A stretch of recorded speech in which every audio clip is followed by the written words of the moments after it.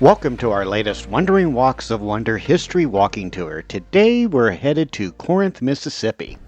Corinth, located in the northeastern part of the state, has a deep and significant history. It's shaped by its geographic location and role in transportation, commerce, and warfare. Before European settlers arrived, the region around Corinth was inhabited by Native American tribes, including the Chickasaw. The area was later settled by European American pioneers in the early 19th century. Originally called Cross City, Corinth was founded in 1853 at the junction of two major railroads, the Mobile and Ohio Railroad, which ran north to south, and the Memphis and Charleston Railroad, which ran east to west. The intersection made Corinth an important transportation hub in the South, leading to rapid growth in trade and settlement. In 1855, the town was renamed Corinth after the ancient Greek city known for its trade and strategic location. Due to its railroads, Corinth became a key strategic target during the American Civil War. Both the Union and Confederate armies sought control over the town because whoever controlled Corinth controlled a vital supply and troop movement route. The siege of Corinth, the first siege of Corinth, occurred on April through May of 1862. Following the Battle of Shiloh, which occurred in April of 1862, Union General Henry Halleck led a slow-moving advance on Corinth. The Confederates, under General P.G.T. Beauregard, evacuated the town in late May, allowing the Union to take control. Then in October of 1862, there is the Second Battle of Corinth. Confederate forces under General Earl Van Dorn attempted to recapture the town. However, Union forces led by General William Rosecrans successfully defended Corinth, leading to a Confederate retreat. These battles solidified Union control of Corinth and contributed to the larger Union strategy of splitting the Confederacy by controlling transportation routes. After the Civil War, Corinth recovered as a center of trade and industry. Railroads continued to play a crucial role in its economy, facilitating the movement of goods and people. By the late 19th and early 20th century, the town saw growth in such industries as timber and lumber production, manufacturing, and agriculture. One of the buildings that we see here on Old Main Street is the Phillips Mercantile that was built around 1880. Constructed for Joseph J. Phillips, a merchant, these three buildings that we see here on Cruz Street highlight the historic character of the downtown area. Many of these buildings were once slated for construction, but sites were saved due to the dedication of several citizens in town.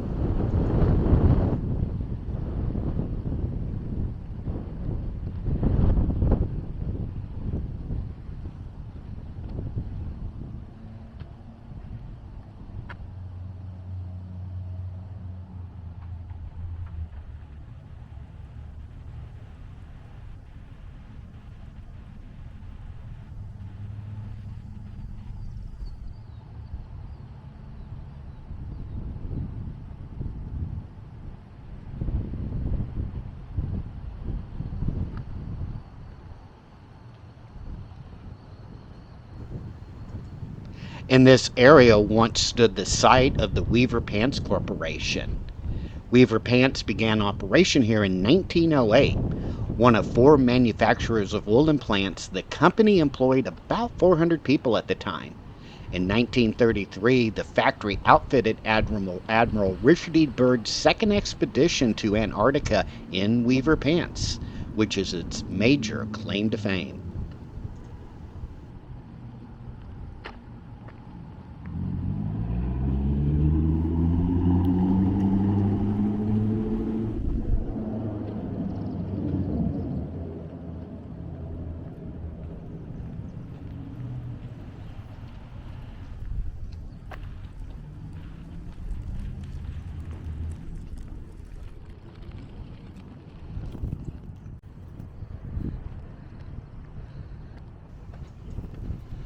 Corinth City Hall now occupies what was once the site of the Houston Mitchell House. The Mitchell family made their home here in the early 1860s. However, a succession of generals, including Ben Cheatham, Don Carlos Buell, William Sherman, and Ulysses S. Grant, headquartered here during the town's shifting military occupations in the Civil War.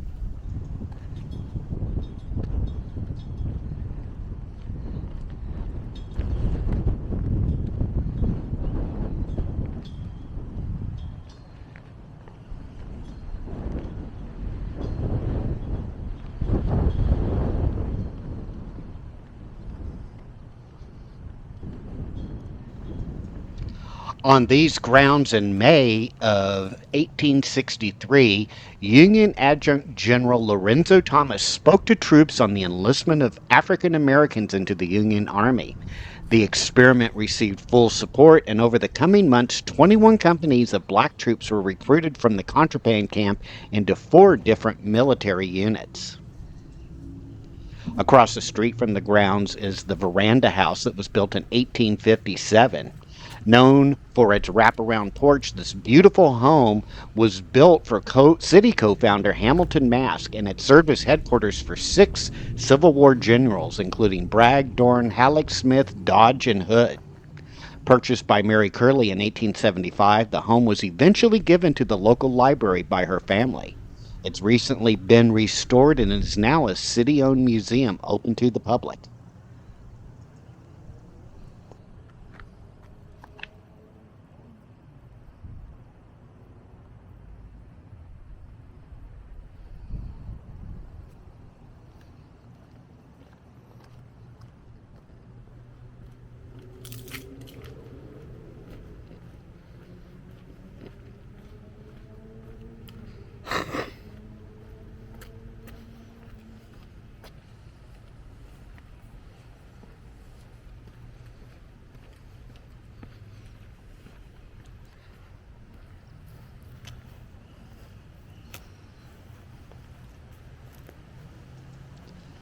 This home was built in 1868 for Leopold Seckles, a war veteran taken prisoner in Chickamauga.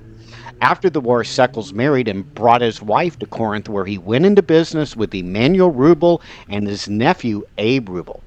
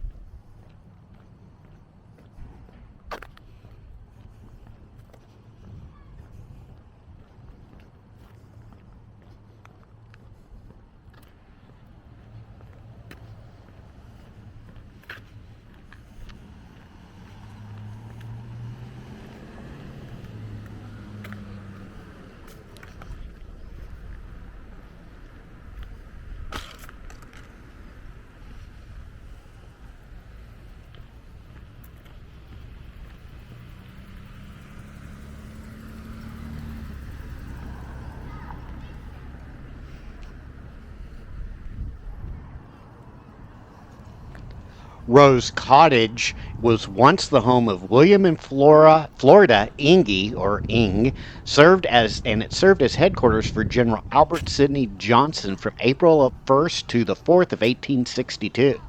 After his death at the Battle of Shiloh on April 6th, General Johnston's body was brought back here to Lyon State prior to being sent to New Orleans for burial.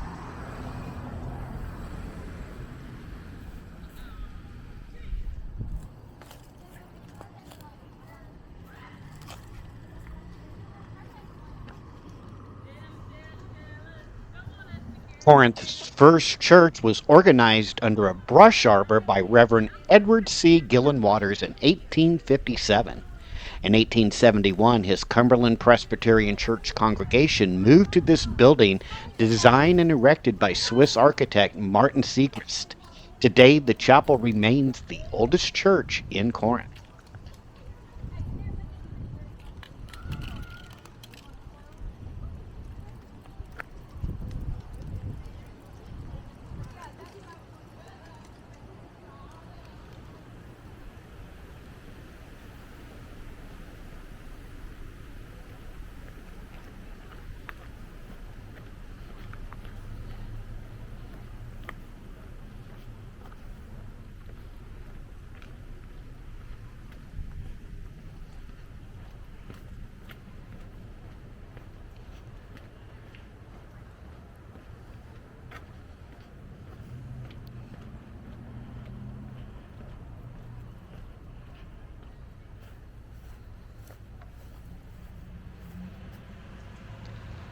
Oakham was constructed in 1856 for Judge William H. Kirkpatrick, an attorney and captain of the local Corinth Rifles Infantry during the Civil War. Oakham served as headquarters for Confederate Major General Leonidas Polk. Mrs. Thomas Quinn Martin purchased the home in 1866. Since then, the home has been continually occupied by her descendants.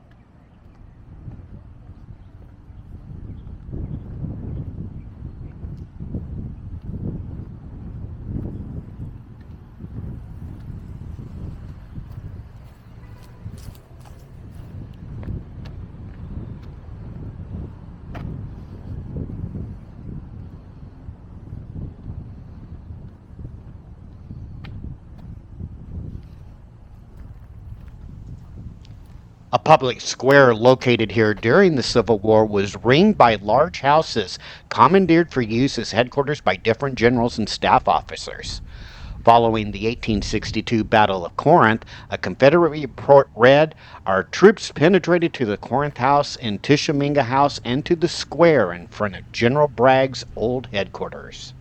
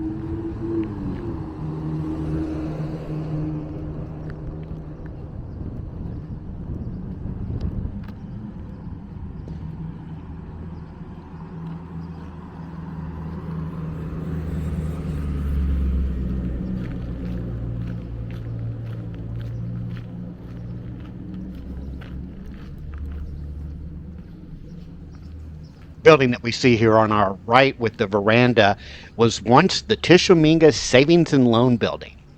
Building, which now houses a restaurant, was built shortly after the Battle of Corinth for banker Alonzo Haskins Taylor. As the only bank in northeast Mississippi in 1874, it was very successful. It also has a fame attracting that attracted the attention of outlaw Jesse James. When the robbers ordered the banker to hand over the money, he wanted his brains blown out. But Mr. Taylor replied, "Blow 'em away then, for I'd soon be in the next world without brains, as this one is without any money." After the scuffle, the gang left with $15,000. This impressive building in downtown Corinth once served as Corinth's post office and was constructed in 1915, and it remained a post office until 1986. This building itself is registered on the National Register of Historic Places.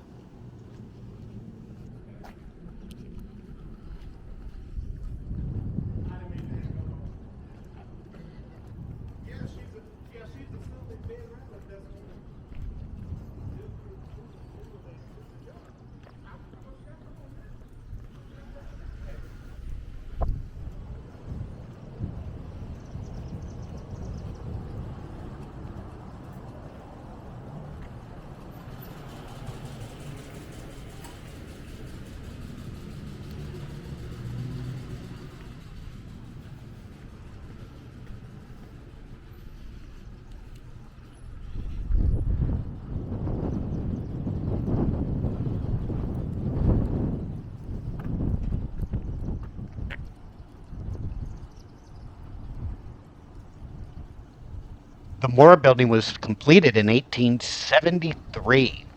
It was built for W.F. Moore, who was the father of the better known Henry Moore, a friend of Cecil Rhodes, who'd made his fortune in the diamond industry, and he also brought many exotic animals to Corinth.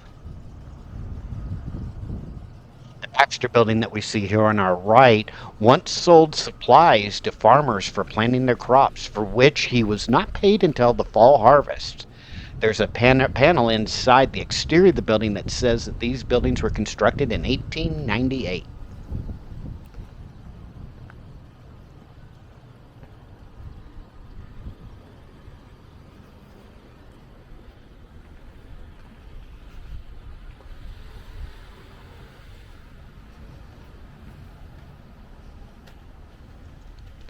James McCamus founded a hardware business in 1898.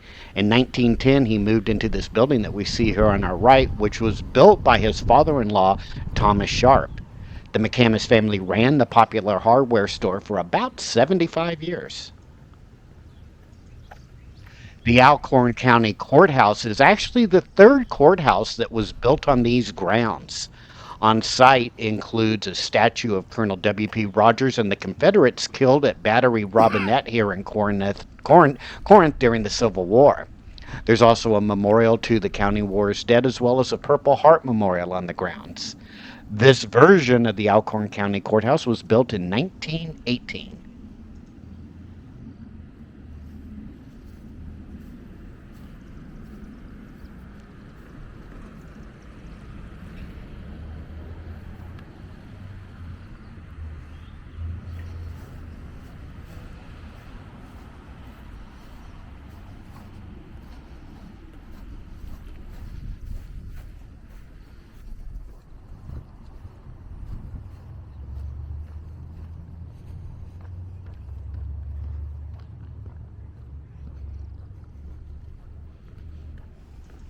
Across the street from us are three buildings at 610 to 620 Waldron that were built between 1910 and 1917. The center of these three buildings once served as the telephone exchange building when it was constructed in 1914.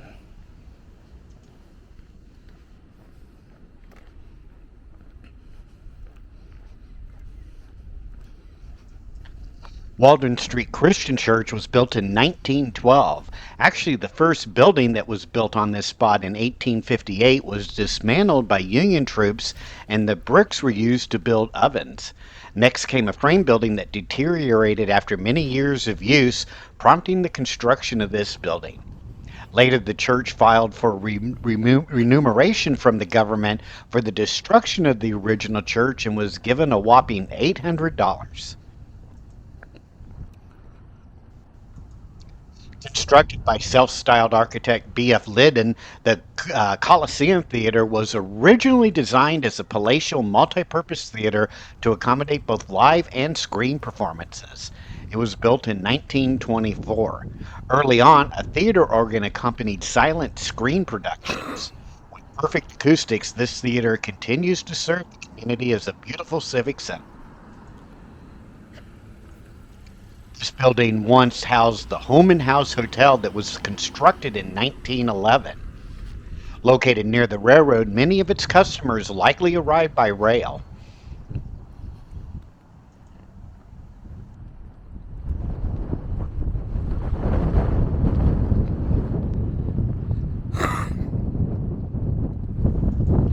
This building once housed the Elite Theater when it was constructed in 1913. It was one of several theaters here in the downtown area of Corinth.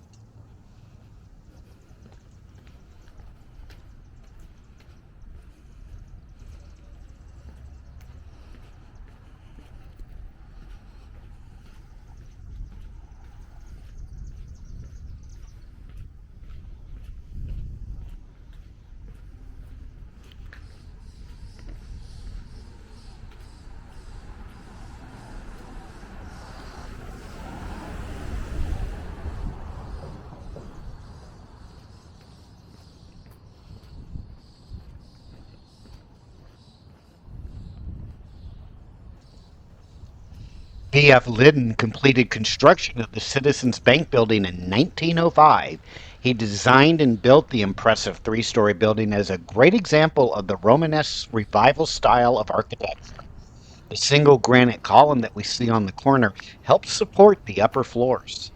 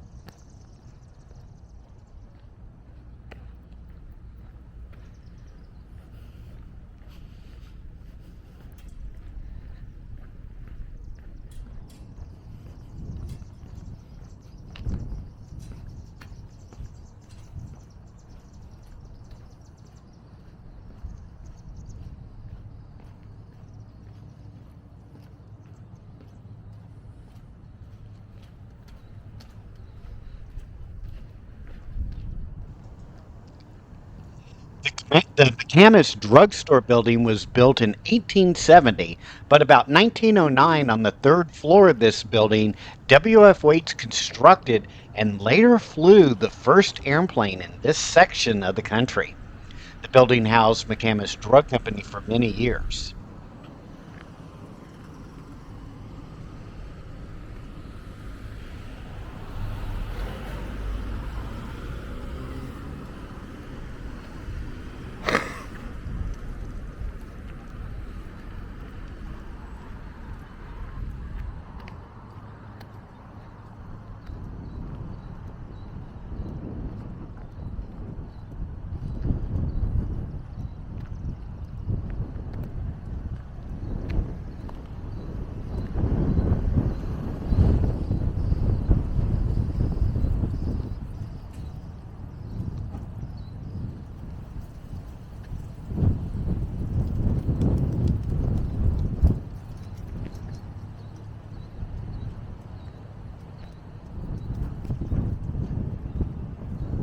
Hope you've enjoyed this Wandering Walks of Wonder tour here in Corinth, Mississippi, and have enjoyed learning a little bit about the town and its history. Make sure to hit that like and subscribe button, and we will see you on our next Wandering Walks of Wonder history tour. Take care now. Bye bye.